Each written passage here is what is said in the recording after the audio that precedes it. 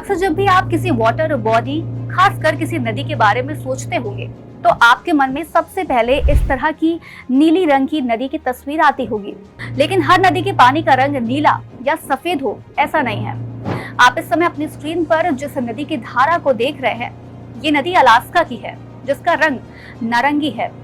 दिखने में भले ही ये नदी सुंदर लग रही हो, लेकिन असल में ये एक चिंता का विषय है। इस नदी के रंग के बदलने के पीछे क्या कारण है और ये चिंताजनक क्यों है, और क्या ऐसा कहीं और भी हो रहा है? इन सभी सवालों के जवाब हम जानने की कोशिश करेंगे आज के इस वीडियो में। दरअसल एक नए अध्ययन में पता चला है कि अलास्का की नदियों का साफ पानी सफेद और नीले रंग से नारंगी रंग में बदल रहा है।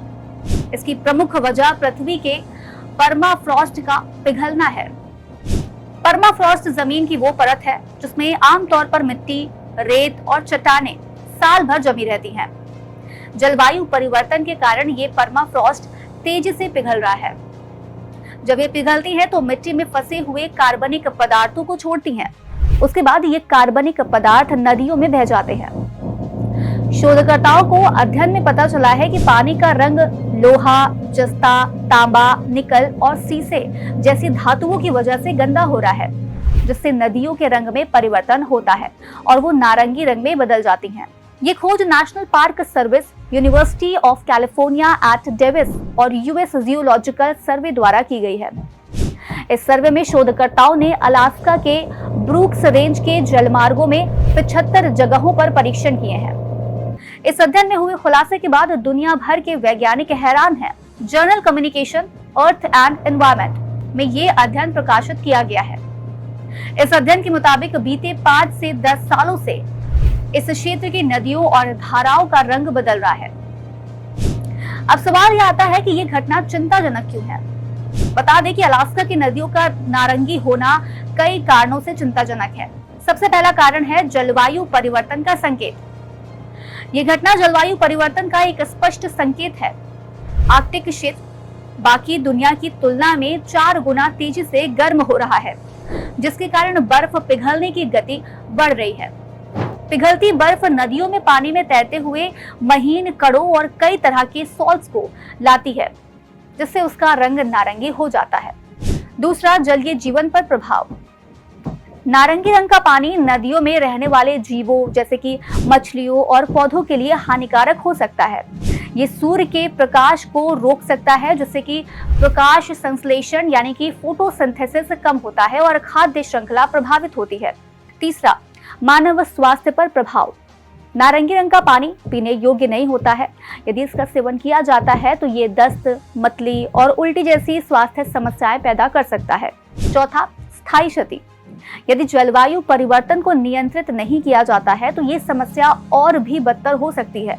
नदियां स्थायी रूप से नारंगी हो सकती हैं, जिससे अपूर्णीय पारिस्थितिक क्षति हो सकती है। आपको बता दें कि नदियों के रंग में बदलाव होने की ये समस्या सिर्फ अकेले अलास्का की नहीं है। अलास्का में शोधकर्ताओं द्वारा अपने निष्कर्षों को सार्वजनिक करने से ठीक 1 महीने पहले एक और अध्ययन किया गया था। इस अध्ययन में बताया गया था कि कैसे कोलोराडो के रॉकी पर्वतों में भी इसी तरह के प्रभाव देखे जा रहे हैं। शोधकर्ताओं ने सल्फेट, जिंक और कॉपर जैसी धातुओं की मात्रा में भी इसी तरह की वृद्धि पाई। वाटर रिसोर्सेज रिसर्च ने एक अध्ययन प्रकाशित किया है। उसमें बताया गया है कि पिछले 30 वर्षों में कोलोराडो की 22 पहाड़ी नदियों में किस तरह गिरावट आई है। शोधकर्ताओं ने पाया कि वृद्धि का आधा हिस्सा कम प्रवाह के कारण हुआ है, जबकि बाकी आधा हिस्सा जमी हुई जमीन के पिघलने से है, जिससे खनिजों को बाहर निकालने का मौका मिलता है। इसी तरह का शोध चिली के एंडीज, यूरोपीय आल्प्स और उत्तरी स्पेन के पाइरेनीज में किया गया है। इन अध्ययनों ने सवाल उठाए हैं कि जलवायु परिवर्तन किस तरह से पहाड़ी जल स्रोतों और सामान्य मानव जीवन को प्रभावित कर रहा है। अलास्का की नदियों के बदलते रंग को रोकना इतना आसान तो नहीं है, लेकिन कुछ उपायों के जरिए समस्या को कुछ हद तक कम जरूर किया जा सकता है। जैसे कि सबसे पहले जलवायु परिवर्तन को कम करना। ये सबसे महत्वपूर्ण समाधान है, क्योंकि ग्लोबल वार्मिंग नदियों के तापमान को बढ़ा रहा है, जिससे परमाफ्रॉस्ट तेजी से पिघल रहा है। दूसरा, जल प्रबंधन। नदियों के प्रवाह को नियंत्रित करने और तापमान को कम करने के लिए बांधों और जल विद्युत परियोजनाओं का सावधानी पूर्वक प्रबंधन किया जा सकता है। तीसरा, अनुसंधान और निगरानी।